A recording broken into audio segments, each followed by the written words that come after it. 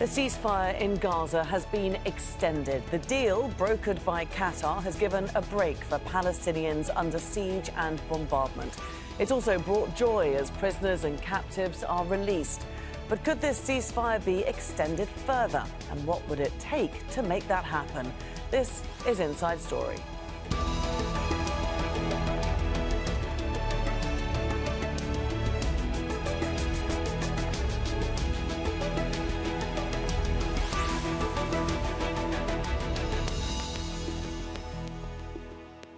Hello there and welcome to the programme. I'm Laura Kyle. Nearly 15,000 Palestinians killed by Israel in just weeks, most of them women and children. But in the darkness of Israel's brutal and intense onslaught on Gaza, a glimmer of hope flickers. A 4-day ceasefire has been extended to 6 after Hamas pledged to free more Israeli captives in return for Palestinian prisoners held in Israeli jails. For the people of Gaza, it means a longer break in the bombardment and more vital humanitarian supplies after weeks of siege. So what happens next? What would both sides need to give up to bring about a longer peace? Or is Israel simply going to return to war, regardless of international opinion? We'll discuss this and more with our guests in just a moment. First, this report from Kulsum Sharif. A much-needed ceasefire extended for another 48 hours. The 4-day relative calm in Gaza saw the release of dozens of Israeli captives and Palestinian prisoners. There have been scenes of celebrations in Israel and the occupied West Bank. Qatari officials who mediated the deal along with Egypt and the United States are hopeful of more breakthroughs. 20 extra hostages will be released in the next 2 days, and on the Palestinian side that would mean that from Israeli jails you'll have threefold of that number, so 60 Palestinians will be released from Israeli prisons, and the same parameters of the agreement that applied, and these 4 days will continue when it comes to humanitarian aid and the pause in the fighting. It is a very hopeful moment for us that we can build on that momentum to increase the number of hostages being released, but also to prepare the ground for more sustainable truce through the negotiations that are taking place. In the past 4 days, Hamas has released more than 50 of the nearly 240 people it took captive during its attack on October 7th. In exchange, Israel has released 150 Palestinian prisoners. Earlier, Israeli Prime Minister Benjamin Netanyahu said Hamas needs to release 10 captives each day to keep the ceasefire going. The effort to bring the hostages home is progressing, and we'll update the families and public as things happen. We need to be patient. We're managing a framework. Nothing is final until it actually happens. For Palestinians in Gaza, a ceasefire extension brings 2 more days of relief. The nearly 208 trucks a day have barely been sufficient for the 2.3 million Palestinians who've had little food, water and other essentials for more than 50 days. We were shocked when we were told about the truce, but are not allowed to go back to our homes. We are yet to achieve a true ceasefire. We still think we are in a war. The situation is still dire, and we don't have a shelter, food or water. I hope the truce can be extended and our misery can be ended. I hope we can return to our living communities and go back to our homeland to lead a normal life. While there's intense international pressure to extend the ceasefire, Israel has promised to continue its war on Gaza. Many say it's collective punishment of Palestinians for an attack carried out by Hamas that killed 1,200 Israelis. But Israel's relentless bombing campaign since then has killed more than 15,000 Palestinians and displaced 1.7 million. Kulsum Sharif for Inside Story.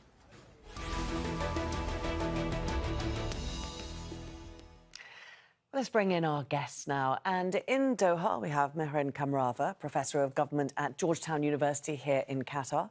In Tel Aviv, Gideon Levy, a columnist at Haaretz Newspaper and author of the book The Punishment of Gaza. And in New York, Omar Rahman, a fellow at the Middle East Council on Global Affairs, where he focuses on Middle East geopolitics and US foreign policy in the region. A very warm welcome to all of you. Mehran, this ceasefire, it's been extended by 2 days. The directors of Mossad and CIA are here in Qatar working to try to extend it further. Are you optimistic that it can continue? Well, I am optimistic, but the situation is extremely fluid and complicated and very unpredictable. Lots of moving pieces. Of course, there is pressure on both Netanyahu and the Israeli army, as well as on Hamas, to extend the ceasefire as long as possible. Will it hold? I think it's very difficult to tell. OK, Gideon Levy, we've had from Israel, we've seen that the war cabinet saying that it will return to a war as soon as the ceasefire has finished. That's indicative that it's still very much on a war footing. Can you expand for us what pressure exists within Israel on Netanyahu and his government to extend the ceasefire as it stands? The main concern in Israel is right now, obviously, releasing the hostages almost at any price. But there will come the moment, and maybe we are very close to this moment, in which Israel will have to choose between continuing crushing Hamas or releasing the hostages. Until now, they are trying to play on both, and it is working because the claim is that the only leverage they have now on Hamas is threatening them with continuing the war. But, you know, 2 days and another 2 days of truce, but there are only 2 days and 2 days. And what comes next? And the problem is that nobody has a clue what is the end game, and nobody has a clue how far can you stretch those threats without getting into the south part of Gaza. Once Israel will do this, it might really risk the rest of the hostages, which are still in big numbers. We'll look at the south part of Gaza in just a moment, later in the discussion. Omar, first of all, we know that Hamas needs to release 10 of the captives that it has every single day for the ceasefire to keep continuing. How long can it do that for? I mean, that's a very good question. And based on the statements that have come out of Hamas, as well as the Qatari government, it's said that, again, these are women and children that are being released first as part of this framework. So it's about retrieving women and children. And it suggests, based on the statements, that a lot of those women and children are in the hands of other groups, not just Hamas, and that Hamas has to find them. And I hate to talk about hostages in these terms, but it's, in a sense, a finite resource, a finite commodity to trade with, to barter with for prisoners. And so, Hamas has to find them, the ones it has. It can, if it's 10 a day, then based on how many people are, it's simple mathematics in terms of how long the truce can extend. And I imagine that the dynamics of negotiations will change when it comes to the release of adult males, especially soldiers that are being held in Gaza by Hamas. They may take a different price. I don't think necessarily that they will release them for 30 prisoners for a day of truce. Gideon, do you agree with that? Do you think that there will come a change in dynamics once all the women and children are out of Gaza and there's only adult males and soldiers remaining? At that point, do you think Netanyahu will feel the pressure come off him? I think the division line will be, there is another stage which will be the elderly men and the sick persons, and finally the core will be the soldiers. And there are dozens of soldiers. And when it gets to soldiers, the whole rules of the game will be totally different. I think in Israel, they understand it very well. Then it will be really the dilemma, all for all, or God forbid, risking their lives. Mehran, Qatar has said that the negotiations going on here are difficult, that they're delicate. Obviously, they're not giving anything away, but what areas are you aware of or do you believe to be particularly fragile in these negotiations? Well, Qatar is not part of the Abraham Accord, and although it has long had open lines of communication with Israel, I think right there is a potential complicating factor. The other complicating factor is the actual logistics, the location of the hostages, the situation on the ground in Gaza. There's death and destruction all around. There's been rain. Just the logistics of getting aid, making sure that the hostages are released, coordinating with the different countries from which the different hostages come, making sure that Palestinian prisoners that are being released are actually being released and are not taken back again. So there's lots of details, and as we know, the devil is in the details. These working out all these logistical details is extremely difficult. And Omar, given all those logistical challenges on top of the ideological challenges in the first place, are you surprised that we've actually got this far into a fifth day of a ceasefire? No, I'm not completely surprised. Obviously, pressure has built on both sides. The carnage that's been waged against the Gaza Strip has put a lot of pressure on Hamas to although Hamas was trying to negotiate the release of many of these hostages, especially the children and the women, early on, and Israel was unwilling to listen to that because it did not want to have a ceasefire and wanted to wage this war. But on the opposite side, again, pressure built internally on the Israeli government from the families of hostages, from the society at large, to have the return of hostages back into Israel. And so you have those type of dynamics. So that, I think, added pressure on both sides to come to terms here. And now, at this point, I think there's a little bit of momentum behind the temporary ceasefire, the pause itself. And of course, we can't forget the American side of things, the Qatari side, and the Egyptian side. But for the Americans in particular, and maybe you'll get to this question, but there are interests for the United States government to push for the ceasefire, not only in the release of its own citizens, but in terms of mitigating some of the outrage that's building on the streets globally, internally, the dissension within the State Department, et cetera. Absolutely. We will get on to some international reaction and pressure in a moment. First of all, Omar, what might trip up the momentum that we've been seeing so far? Well, I think Mehran alluded to, just the complexity of the issue itself. Logistically speaking, clearly, obviously, the parties don't trust each other at all. So there, we saw in the first day or the second day of the release, a delay that happened because Hamas felt that Israel was not abiding by the terms of the agreement. Obviously, logistically, these things are very difficult.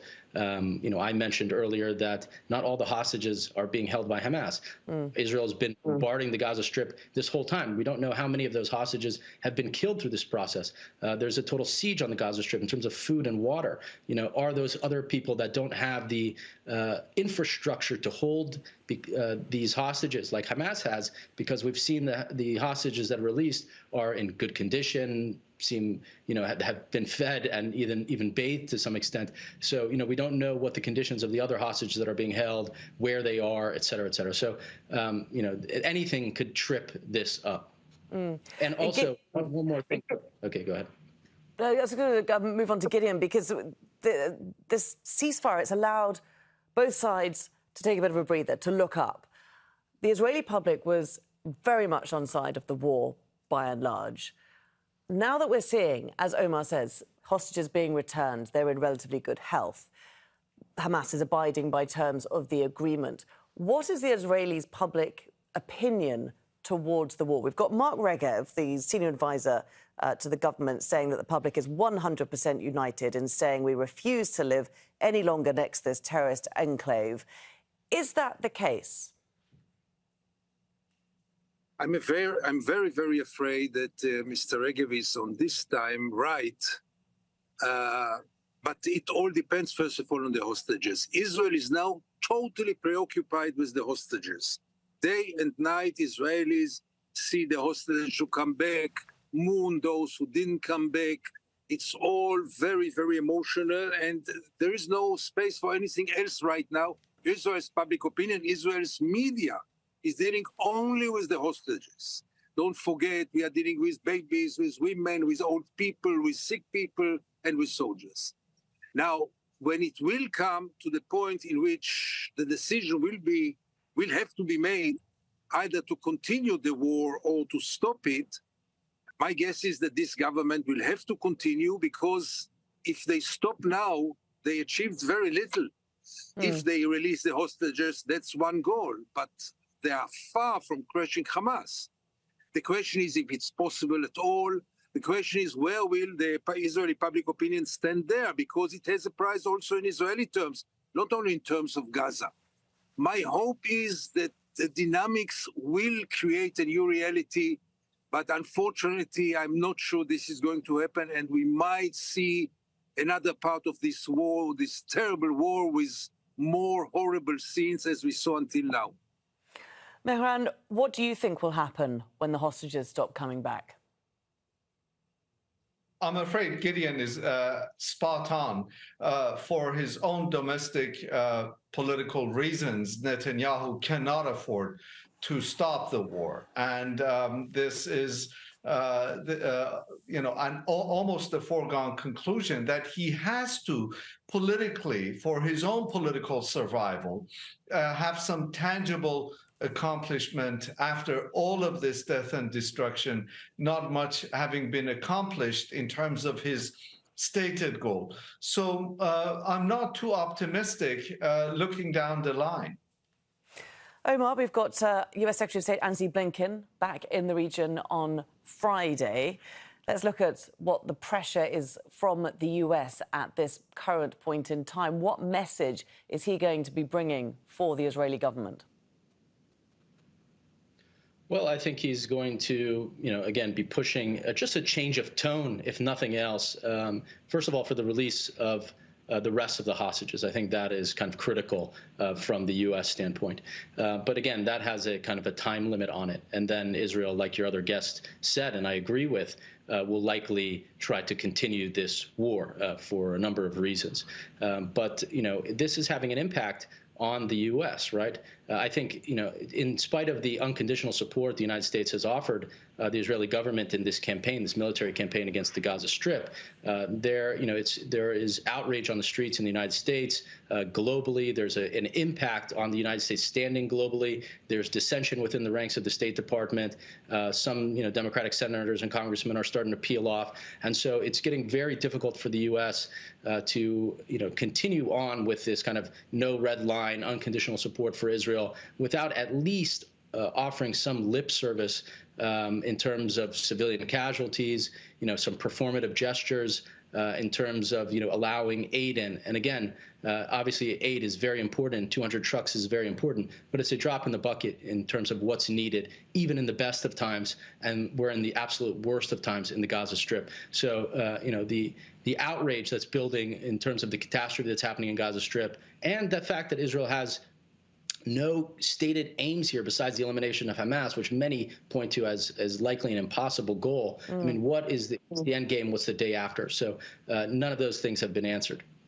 And Mehran, Israel's always said that it had a limited window to carry out this war. Is that window closing? It's interesting that even today we had the German foreign minister calling for Israel to take de-escalatory measures amid this ceasefire. We haven't really heard that language coming from Germany yet. We've got Spain, Bulgaria also falling on the side of the Palestinians, although broadly the EU is still staunchly behind Israel. But is there more of a shift, and is Israel losing the wider support that it had? Absolutely. The longer this war continues, the more the reputational cost for Israel. The attack of October 7th was horrendous. But since then, we see a daily barrage of death and destruction of Palestinians. And so the reputational cost for Israel is beginning to turn global public opinion towards the Palestinian cause. Finally, as you mentioned, even a country like Germany that has been noticeably silent is now calling for restraint by Israel. Gideon, you mentioned before that Israel has said that Hamas has a command and control centre in South Gaza. Do we think that that is going to be the new front line should Israel go back in and fight once again? I don't see any other front line. I mean, if you stick to the original goal, namely crushing Hamas or crushing the capabilities of Hamas, you have to go to the south. Now, the south is now overpopulated with more than 1 million refugees who left the north. How can you launch a war there? This is beyond my understanding, especially if there will be now more limits by the world, who will not be ready to see much more of the bloodbath that we saw in the first part of the war. So on one hand, you understand that Israel cannot climb down of the tree, a very tall tree, mainly the Israeli government, as long as there are no real achievements except of releasing the hostages. On the other hand, continuing this war means continuing atrocities and catastrophes. I think much will depend on the United States and on the pressure that the United States will be ready to put on Israel, but not pressure in words, because pressure in words will be hollow. If the United States will really feel that it must stop this war by taking actions, then the war will stop. Omar, if Israel doesn't go after Hamas in the south, what does the exit plan look like? Well, I'm of the belief, along with many other analysts, that there is no real exit plan here. That the goal here is much larger, much more destructive to the people of Gaza and Gaza as an entity itself. That, I mean, if we look at what we're talking about here, what is Israel's ultimate objective? Netanyahu said yesterday to his Likud party, it was reported in Israel, that I'm the only one that can prevent a Palestinian state after the war. What that means is there is no intention whatsoever to deal with the underlying political conditions, the underlying political problem here. And what does that leave? That leaves a military issue. Now, for the past 16 years, while Hamas has ruled the Gaza Strip, Israel has implemented a policy of containment here, and that has failed, right? It bombarded Gaza numerous times to kind of crush and cow the Palestinian resistance there, and that failed. So now the equation from Israel, I mean, the calculus seems to be, well, let's just, foist the people of Gaza on neighboring countries, on Egypt and the rest, and clear out the Gaza Strip through making it uninhabitable to the people, destroy all the civilian infrastructure, destroy the homes, kill as many people as possible, and and cut off food and water and all life-sustaining basic necessities. And so that looks like the goal from my perspective. And if Israel keeps its military in there, I think it's willing to play the long game, not provide services, keep Gaza destroyed, and hopefully the population, whittles away. It leaves, and there's pressure built on Egypt and others to kind of take in those people. I think that is the kind of prevailing strategy from Israel at the moment. Mehran, I can see you nodding there, but the pressure on Israel will have to, on Egypt will have to be huge, won't it? Because right from the start, it has said it does not want a stream of Palestinians setting up within its borders. Absolutely. It is a sad day when I'm thinking what I'm about to say. I sincerely hope we're not seeing history repeat itself. I hope we're not seeing 1947, 48, 1967, 1973. I hope we're not seeing another wave of Palestinian refugees streaming out of Gaza, out of the West Bank, out of historic Palestine. And I sincerely hope that the goal here is not necessarily to depopulate Palestine even further of Palestinians. But I'm afraid if we listen carefully to the statements of Israeli policymakers, that many of them have that intention. Gideon, I can see you nodding there as well. You agree with that? And counter to that, what could be a lasting solution? I agree to this out of great fear and anxiety that this is going to happen. Yes, many politicians mentioned it already by name. Minister of Agriculture, former head of the Shabak, called it the second Nakba of the Palestinians or the second Nakba of Gaza.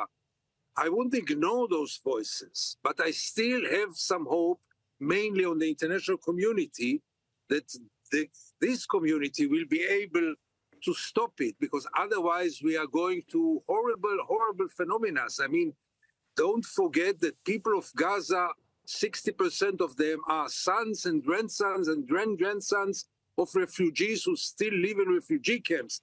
Are we going to kick them away another time? I really hope this is not going to happen, but I cannot exclude it, by all means not. If it depends on this government, they don't have any other plan. But we should suggest another plan. We should talk about an international intervention in Gaza. We should talk about maybe exiling the leadership of Hamas without killing them. We should think about anything which will avoid continuing this war. Omar, I'm conscious that we haven't actually brought Hamas into this discussion yet. We've got a couple of minutes left. Is there any room for manoeuvre there? Is there anything that Hamas can do, or that the international community can do, to pressure Hamas's survival within or next to Israel?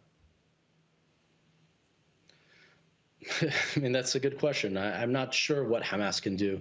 I mean, there's been calls for Hamas to, raise the white flag, step out of its, its hiding places and its infrastructure and give up. Maybe that'll happen. I doubt it. Hamas is a resistance organization. That is something that happened to the PLO in the 1980s when Israel invaded Lebanon, and there was kind of an agreement made finally after wanton destruction on Beirut and the PLO infrastructure and the refugee camp infrastructure for the PLO fighters and political cadres to leave Lebanon. So maybe there's a possibility that Hamas follows a similar fate. But I don't know, based on its entrenchment, whether it's willing to take that path and what the implications of that would be. OK, a lot of questions there at the end of this discussion, but for the moment we'll have to leave it there. Many thanks to you all for joining us here today. Mehran Kamrava, Gideon Levy and Omar Rahman. And thank you, too, for watching. You can see the programme again anytime by visiting our website. That's aljazeera.com. For further discussion, do go to our Facebook page. That's facebook.com/AJ Inside Story. You can also join the conversation on X. Our handle is @AJ Inside Story. From me, Laura Kyle, and the whole team here in Doha, it's bye for now.